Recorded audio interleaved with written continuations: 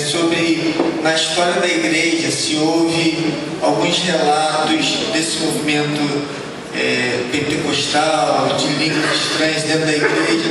Na história da igreja, eu me refiro aos primeiros reformadores, Martinho Lutero, Calvino, Zwinglio, se nesse primeiro momento houve relatos históricos de línguas nesse momento.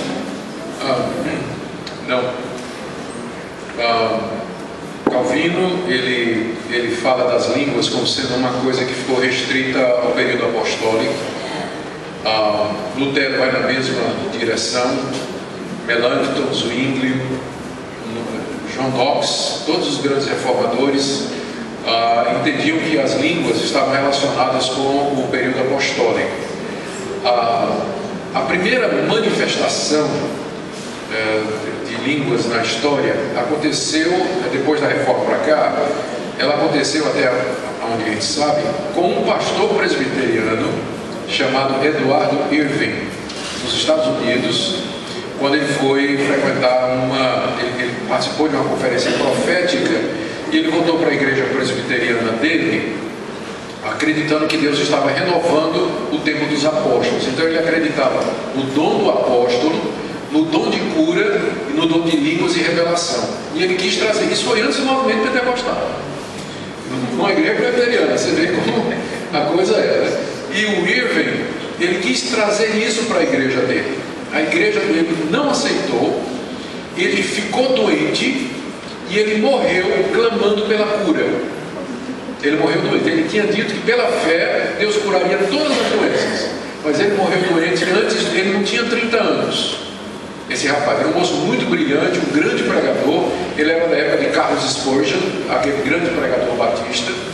E foi quando, tanto é que ele é conhecido como o precursor do movimento carismático, porque teve um grupo da igreja dele que aceitou isso aí e saiu para formar um movimento, que foi um movimento que veio antes do movimento pentecostal. O movimento pentecostal é de 1902, nos Estados Unidos, aquela famosa experiência da Rua Azusa. Então, mas antes disso já teve essa manifestação lá e depois, então, em 1902, as línguas se tornaram parte desse grupo, né, evangélico, que é o movimento pentecostal. Mas antes disso não tem notícia. Bom, Luiz Fernando aqui.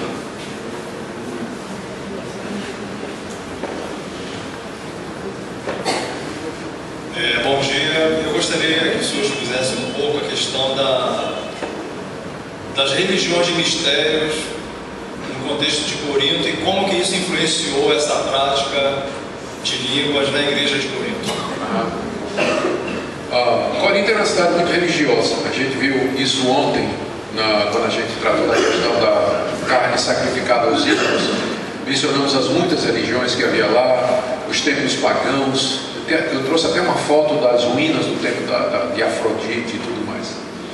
As religiões de mistério, elas tinham esse nome porque o iniciado, ele tinha que passar por determinados rituais que só eram revelados aos iniciados. O pessoal de fora não sabia, era uma espécie de maçonaria, né, onde quem é de fora não sabe, só quem entra lá. Eu não sou, tá? Só quem entra lá é que fica sabendo dos ritos e tudo mais. Então era chamada de mistério por conta disso. E há relatos de que nesses cultos que eram oferecidos às divindades pagãs nessas religiões, havia essa manifestação de glossolalia. A sacerdotisa, ela falava em outras línguas, entrava em transe e tudo mais. Então, alguns querem fazer a ligação, já que a igreja de Corinto estava nessa cidade onde tinha essas religiões, onde tinha essas manifestações de línguas, então quer dizer que os coríntios estavam imitando aquilo que havia nessas religiões de mistério. Pode ser, mas eu acho que eles não precisavam disso, porque tinha acontecido em Pentecostes, né? Tinha acontecido em Jerusalém, no dia de Pentecostes, aquela manifestação de línguas que foi uma manifestação legítima do Espírito Santo. E como Paulo fala, da maneira como Paulo fala em 1 Coríntios, ele reconhece que há o dom de línguas. não é uma imitação do que outras religiões fazem, mas é um dom legítimo do Espírito Santo, o dom de línguas.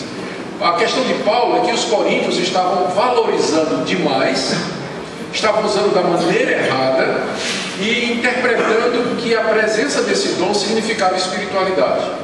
Então, o que ele faz não é negar que aquele dom é real, mas colocar no seu devido lugar. Então, se for 2, 3, tiver intérprete em sequência, Paulo não tem problema com aquilo, né? Mas para ele o dom é real. Agora, pelo que a gente lê na história da igreja, já no século II ou III, um pai da igreja, fazendo um comentário em 1 Coríntios, ele diz que aquele dom estava ausente na igreja há tanto tempo que ninguém nem mais sabia como era. Isso no século II. Então, parece que ficou muito restrito ao período apostólico e calou-se durante a história da igreja. Esse dom só volta com o movimento pentecostal e antes dele com Eduardo Irving. Então, o pessoal está dizendo que Deus está restaurando esse dom na igreja. Quem sou eu para dizer a Deus o que é que ele vai fazer ou o que não fazer? Agora, Deus me deu uma Bíblia, e nessa Bíblia está dizendo que o dom é assim e tem que ser interpretado assim. Então, se aparece alguma coisa dizendo que é a restauração do dom do Novo Testamento, eu acho que tem que bater, né? Tem que bater. Então, como não bate, a gente fica com o coração apertado, né? Que a gente não quer julgar, condenar, criticar ninguém. Mas eu tenho que me guiar pela palavra de Deus. Para mim, ela é a última regra de fé e prática. Isso aí. Alguma outra pergunta, outra dúvida? Aqui, pastor. Assim. Reverendo, a questão então da contemporaneidade dos dons, o senhor falou a respeito dos primeiros reformadores, né, que eles consideravam isso então algo já fino.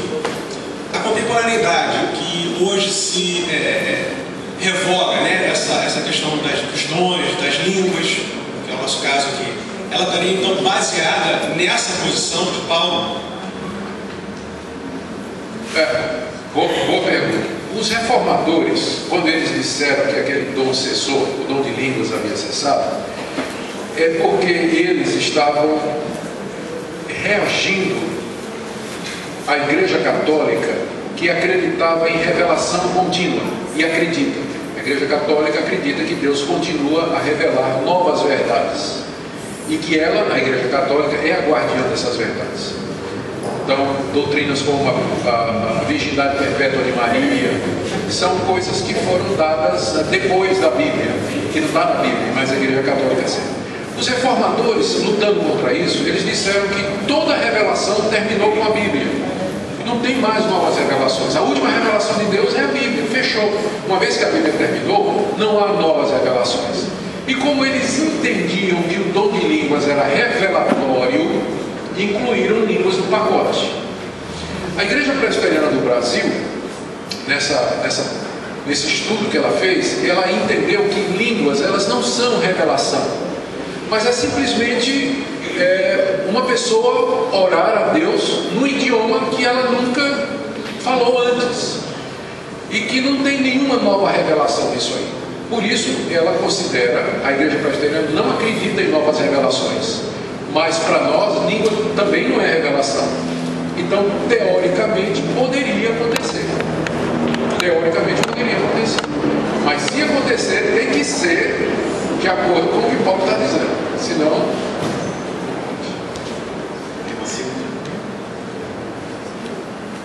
Não é bem uma dúvida, mas eu queria assim, mais um pouquinho de esclarecimento sobre. O senhor falou aí, né, Paulo, né? Que tem que haver intérprete. Todo crente tem que saber disso. Mas o senhor falou também que a pessoa que fala língua, ela não sabe o que está falando, ela não entende. É o que parece. Ela não entende. Mas a pessoa que fala, só a pessoa que fala que sabe dizer se ela entende ou não, né? É isso? Então, a própria pessoa, ela pode interpretar. Então ela não pode interpretar porque ela não sabe o que está falando? Essa é uma questão que há debate sobre isso, né? Mas a impressão que você tem quando você lê 1 Coríntios 14 é que Paulo pensa que o dom de línguas é um e de interpretar é outro. Um fala e outro interpreta. ele não parece considerar que a pessoa que fala, ela mesma interpreta. Porque a prova maior de que é de Deus é que outro interprete, uma espécie de cheque. Não é porque uma pessoa falar e ela mesma interpretar, mas se ela fala e outro interpreta, aí fica mais comprovado que a coisa de fato é de Deus, né? Então, eu diria que a prática na igreja primitiva era